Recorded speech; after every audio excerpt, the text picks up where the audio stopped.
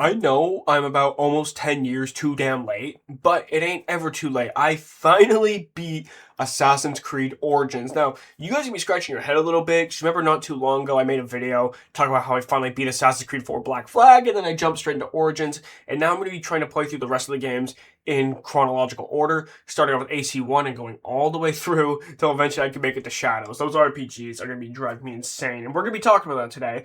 But I have a few points I want to talk about. While this game's fresh, I did beat this game yesterday, so I waited till today to kind of make the video, but I have some notes jotted down here, just some general points I want to go over. I have no idea how long this video is going to be, but you guys are going to sit in here and enjoy the ride. And I want to explain something real quick, because I beat Black Flag, and I explained that was because I played it a little bit when I was younger, and I never beat it, so I went back and beat it. Pretty simple, right? And I was never one to care that much on the lore at the time. And then I wanted to play Origins because I know that was during the time when Ubisoft made the change to a more RPG, bigger world style experience where they kind of went a little bit away from the Creed and went more so into the gameplay aspects of it. So today I wanted to just go over one of the RPG games. I wanted to experience it for myself, see if it's as good and bad as people truly make it out to be. I'm going to be giving my opinions. I have no clue what the general community thinks on Origins. I think people like it, but I don't think people love it, is what I've kind of gathered, but I have no clue, to be honest. But if you guys, hear me say anything that's incorrect, or maybe something that you want to just correct me on, or anything at all, let me know down in the comments below. We'll have a discussion about this. And without wasting too much of your time, like I said, I have a few bullet points I want to go over here. And I'm going to start off with the character of Bayek of Siwa himself, right? I really liked Bayek.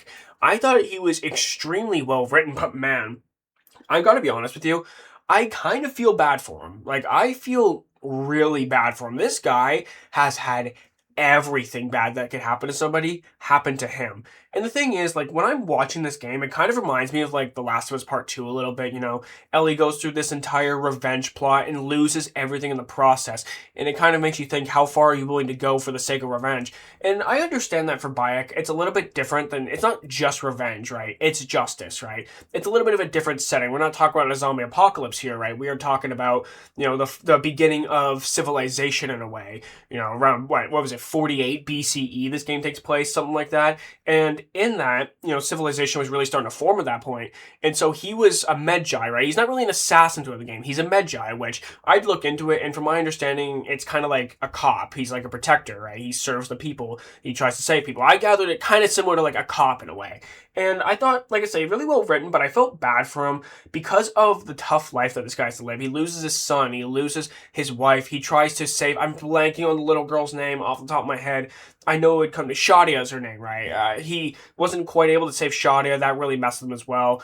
And he, like I said, he loses everything, but still manages to try to keep his goals and purpose in a specific line, right? He still has a goal of trying to save people. He wants to save the general public of Egypt, right? He cares about his country, and he cares about Siwa really, like a lot cares about Siwa. Of course he cares about all of Egypt, but he really cares about Siwa because that was where he originally came from. So I honestly really felt for him, especially when he and his wife separated, and that was one of those things that wasn't too shocking when it happened. I had a feeling because every time Bayek would try to be close to her and try to work with her, it kind of seemed like she was pushing him away as sort of like a grieving thing. Like, she can't look at Bayek without thinking about their son and everything. I get it. And that's something that I'm going to get into here shortly when I get into the story. But that was one of those things where I felt really bad for him. He has a really rough go of it. And I know a lot of people want a sequel. And, maybe, but the thing is, if you write a sequel, you really run the risk of ruining a character. So it's one of those things we might just have to leave in the past, and I don't think we're going to get a sequel of it anyway. It's almost been 10 years since that game came out.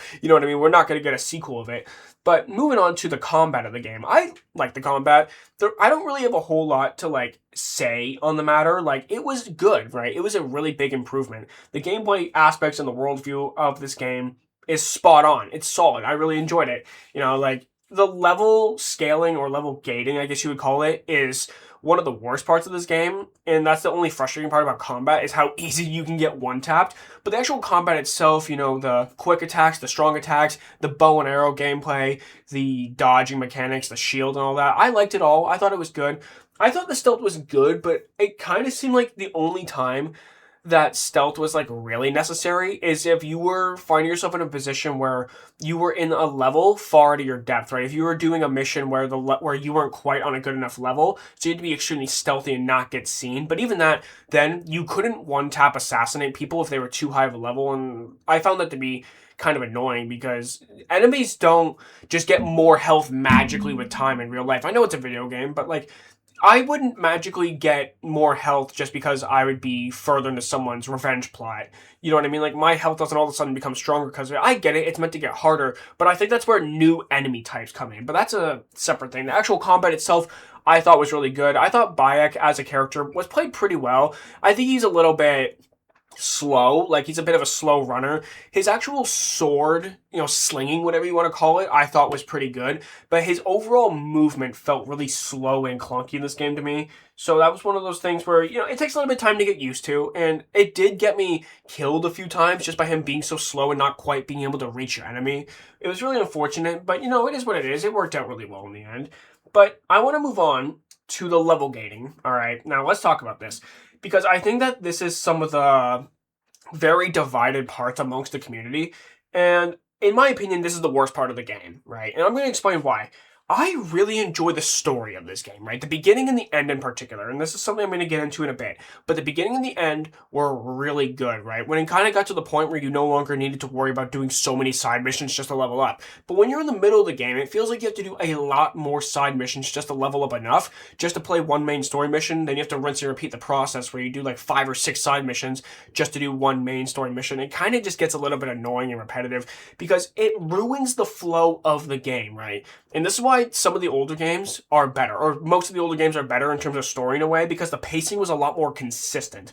And it's one of those things where you didn't have to be a specific level in order to play the main mission, so you can kind of pace it as you please. Whereas in this game and future RPGs, it gets annoying because you have to take yourself out of that story mode experience. The brilliant writing that this game does have, you have to take yourself out of that for a couple hours at a time just to be able to do one more mission. It's just annoying, man. And that's why I felt the writing was inconsistent, right?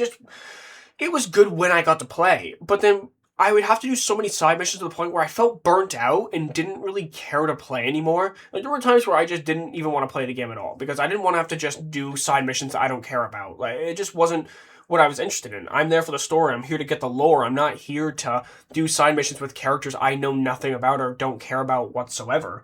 But that's just me.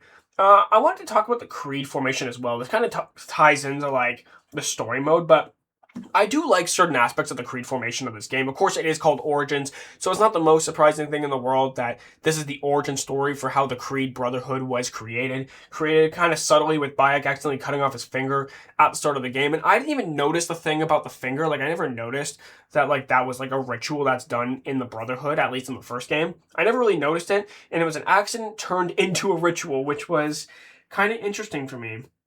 But outside of that incident of cutting off the finger, it's kind of just ignored for the most part up until the end of the game when Bayek and Aya separate and they kind of become individual silent assassins, right? That's kind of what happens towards the end of the game, right? For the most part, this game was a revenge plot, trying to, kill the people who kill your son, and it's completely justified. I like it. But then at the end, they're like, oh, we should probably just go our separate ways. And I feel like that the writing that they did in this game, having Bayek and Aya separate and not really be super compatible anymore and have them be kind of forced to go their own separate ways, was a way for them to write in the Creed, was a way for them to add in their own silent assassin part. Does that make any sense? It makes sense to me, at least when I say it out loud.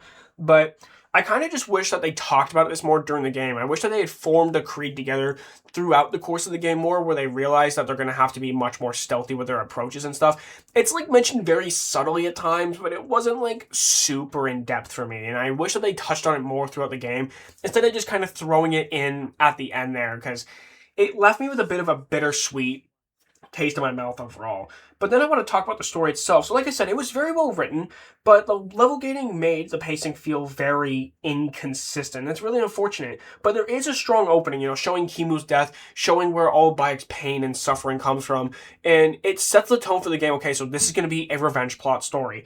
And a lot of times, you could say that kind of stuff is so cliche, but in this game, I thought it worked really, really well. And the thing is, The thing you'll notice with revenge plot type games is even when you do finally get your revenge, you don't really feel like you accomplished anything like super major. And it's one of those things like it's not the complete monkey off your back that you thought it was going to be in the first place. And the ending was a bit bittersweet, like I mentioned earlier. It's like, yeah, they become assassins. They, Bayek and Aya create the Brotherhood. I think it's for different reasons, where Aya is more concerned about the corruption and the politics that are going on within Rome and within Egypt, within Greece. And Bayek's more concerned about his own community. He's kind of like Batman in a way, right? He's kind of trying to protect his own community. He wants Egypt to be restored, and he wants people to face justice for their crimes. They both want, the corrupt people to face justice for their crimes, but in separate ways, where Aya's a little bit more political and Bayek's a little bit more localized, I guess you would call it. But at the end of the day, the revenge plot, they thought that maybe it would solve their marital problems. They thought maybe they'd finally be able to grieve their son and move on, but Aya just wasn't able to. And that's something else I'm going to talk about here as well, which Aya, to me, I understand that, like, when you have a child together, if that child passes away, every time you guys look at each other, you're gonna just think about what you have lost. And I think Aya's coping mechanism was to push Bayek away. And I can kind of get this feel throughout the majority of the game that she really doesn't want to be with him all that much. Yes, in flashbacks before they have kids, they're all happy. While they have Kimu, they're looking after him and whatnot. They're doing what parents do, right? That part, whatever. But then after they lost him, instead of trying to cope together and talk things out and really try to figure out the root of their problems so they could save their marriage, it seemed like Aya was more interested in just keeping herself busy, trying to rescue, Rome and try to work for Cleopatra and, focus on other things, whereas Bayek seemed like that he wanted to deal with the issue more up front. He wanted to work alongside his wife where she would kind of push him away. And I think that I can kind of tell throughout the game that Bayek was building up resentment for always wanting to be away from him. And honestly, I don't really blame him. From his point of view, he's frustrated. He wants his wife by his side. He wants to go home with her and live with her and live somewhat of a normal life, or he at least wants to work alongside of her, which she rejects. So they end up separating due to different coping mechanisms and different ways of dealing with the loss, I guess you could say. So that was really unfortunate. It was kind of sad when it happened, but in the long run, it would be for the best for both of them. They're two different people after the loss of their son, and it's really unfortunate. And the last thing I want to touch on is the Animus, right? The Animus, to me, had, like, zero meaning in this game. Like, this is what I thought. Maybe there's something about Layla and something that maybe I just missed. Maybe there's just something about her that I don't know. But what I kind of gathered was that she just didn't add much to the story. It felt like she was there because the Animus is in every single Assassin's Creed. Now, for those of you who don't know, she essentially built her own Animus. She is an Abstergo employee who kind of went AWOL, and she built her own Animus because she wants to be able to work on these projects herself because Abstergo wouldn't allow her to, is the gist of what I got from it. And because it had to be there for the lore of Assassin's Creed, she goes off and builds her own Animus. That's what I felt like. But her as a person, her as a character, really didn't do a lot for me. I have no reason to care about her. Like, yes, she has ambition, and I respect that. She works very hard. It's very obvious. But what about her personally? What about, like, her personality should make me care about her? Because honestly, there really isn't a lot here for me to care about with her. She shows ambition. She goes off the wall against her company and does whatever she wants. Cool. But, like, her as a person, I really just don't care about all that much because the game doesn't give me a reason to care about it. It's not like a Desmond situation. Like, we're not dealing with nothing like that here. This isn't as bad as, like, Black Flag when you're in just a nameless robot, nameless face. You don't even know what gender you are. Like, it's not that bad, but it is pretty bad, like, when you just don't even, like, you fight as her once throughout the game, and, like, you play as her for a total of about 20 minutes. That might be me being generous, but this is my overall thoughts on Assassin's Creed Origins. Finally beat it. Next game will be Assassin's Creed 1, and I'm going to play 2, Brotherhood, Revelations, all that sort of stuff. I will go through it all, and once I beat AC1, I am going to get all the games downloaded onto my PC, and I will actually be live streaming these on TikTok as I play through them. So guys, thank you so much for watching. If you guys enjoyed, make sure to leave a thumbs up, make sure to subscribe, and I'll see you guys later. Peace!